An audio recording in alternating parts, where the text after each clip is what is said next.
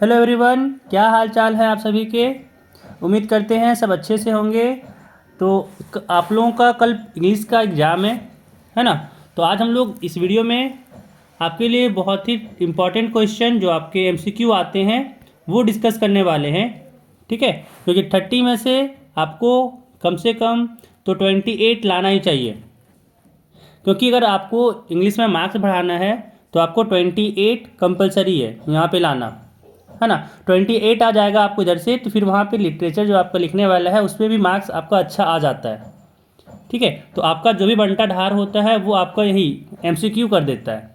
इसीलिए चलिए चलते हैं और अच्छे से यहाँ पे इसका आंसर हम लोग देने की कोशिश करते हैं। देखिए, पहला पार्ट तो आपको पैसेज देगा। स्टार्टिंग करते ही जैसे ही आप क्वेश्चन पेपर ओपन कीजिएगा आपको पहला दिखेगा पैसेज, और पैसेज को पढ़ के आपको यहाँ पे आंसर देना होता है।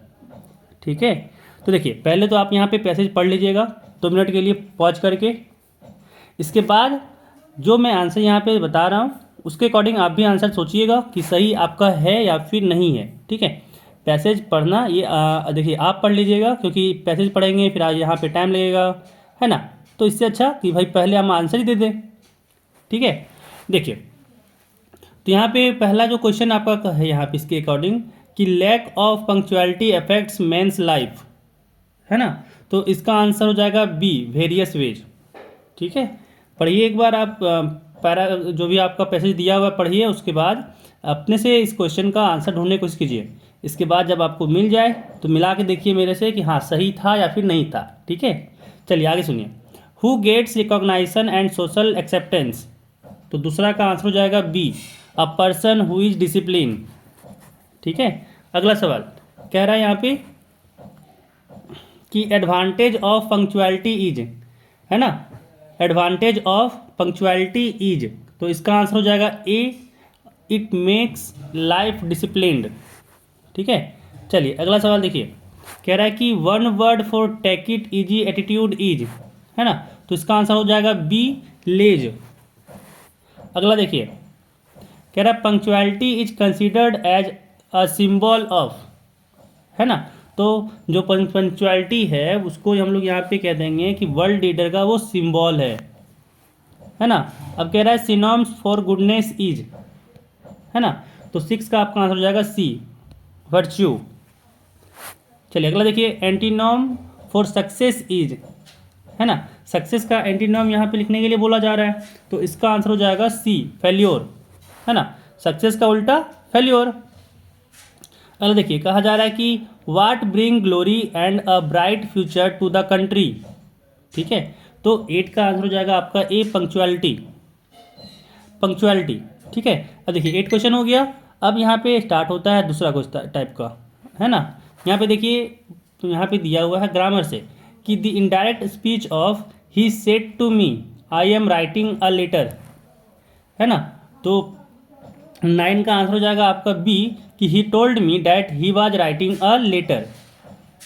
ठीक है, इनडायरेक्ट स्पीच है। चलिए अगला कि the indirect speech of the teacher said the sun rises in the east, है ना। तो इसका आंसर हो जाएगा आपका सी नंबर, कि the teacher said that the sun rises in the east. ठीक है, चलिए अगला सवाल देखिए। यहाँ पे फिल इन द ब्लैंक आ गया अब कि आई, फिर यहाँ पे फिल इन द ब्लैंक बोला फुटबॉल फॉर 5 ईयर्स, है ना। अब यहाँ पे जो ऑप्शन है उसके अकॉर्डिंग जो करेक्ट लगता है आपको फिल कीजिए, है ना। तो 11 में यहाँ पे आंसर हो जाएगा B, have been playing, I have been playing football for 5 years. ठीक है, दूसरा सॉरी 12वां नंबर क्वेश्चन 12वां नंबर क्वेश्चन कह रहा है यहाँ पे कि dash God fulfil your wishes.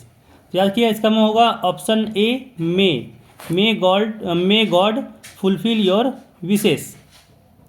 ठीक है, अगला यहाँ पे फिर फिल इन द ब्लैंक है, बोला you lend me your book, है ना। तो 13 का आंसर हो जाएगा आपका B, could you lend me your book. ठीक है, चलिए अगला सवाल देखिए।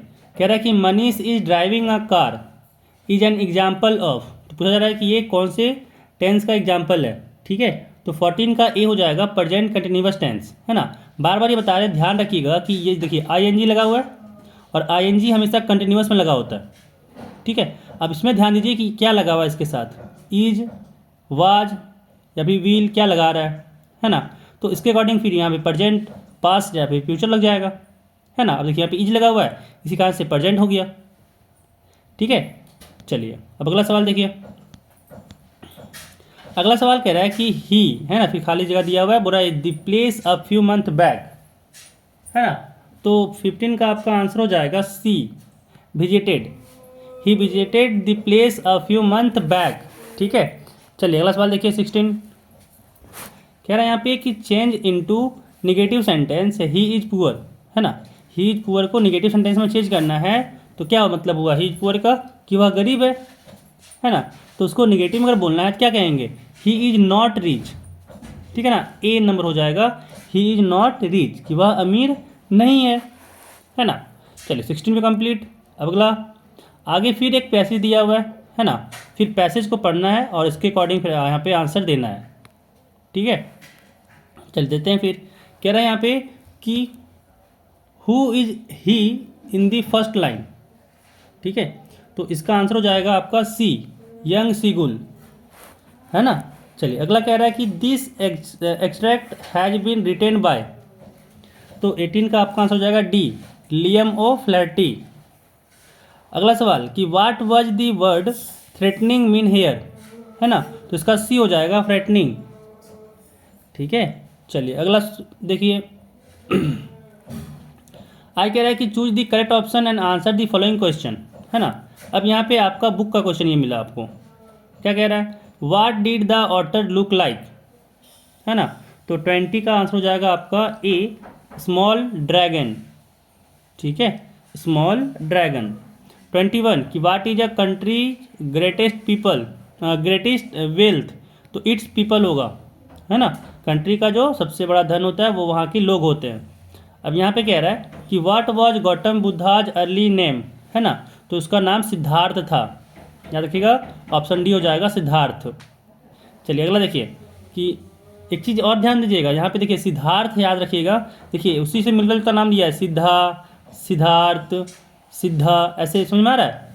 बस स्पेलिंग का उलटफेर करता है, तो ध्यान रखिएगा इसको। अब यहाँ पे कह रहा है कि the baker from Goa was called, तो इसका आंसर हो जाएगा आपका ए, पैडर। ठीक है, पैडर कहते हैं। चलो अब यहाँ पे कह रहा है what are the two negative creature that Robert Frost used as carriers of positivity, है ना। तो 21 का हो जाएगा बी, हेमलॉक ट्री और क्रो। अगला सवाल कि why should the tiger lurking in shadow, तो 25 का आंसर हो जाएगा C, to catch the deer. अगला सवाल, what was Horace allergic to, तो 26 का आपका हो जाएगा smell of flowers, option B, smell of flowers. चलिए अगला सवाल कह रहा है कि what did the doctor in the story a Triumph of surgery advice, है ना। तो इसका कट हिज फूड सही है, गिव हिम मोर एक्सरसाइज ये भी सही है, keep him on a very strict diet ये भी सही है। यानी यहाँ पे हो जाएगा इसका option D, all of these. 27 का हो जाएगा ऑल ऑफ दीज। 28 कह रहा है कि who is flower in the story of the midnight visitor, है ना। Who is the Fowler in the story of the midnight visitor, तो 28 का हो जाएगा डी, राइटर। अगला सवाल कह रहा है कि what type of man was Griffin, है ना। तो इसका आंसर हो जाएगा, देखिए जो ग्रिफिन थे वो कैसा थे, लॉलेस पर्सन थे, है ना, और साथ में ब्रिलियंट साइंटिस्ट भी थे। इसीलिए इसका आंसर हो जाएगा आपका D, both A and B, कि वो लॉलेस पर्सन भी थे और ब्रिलियंट साइंटिस्ट भी थे। ठीक है ना।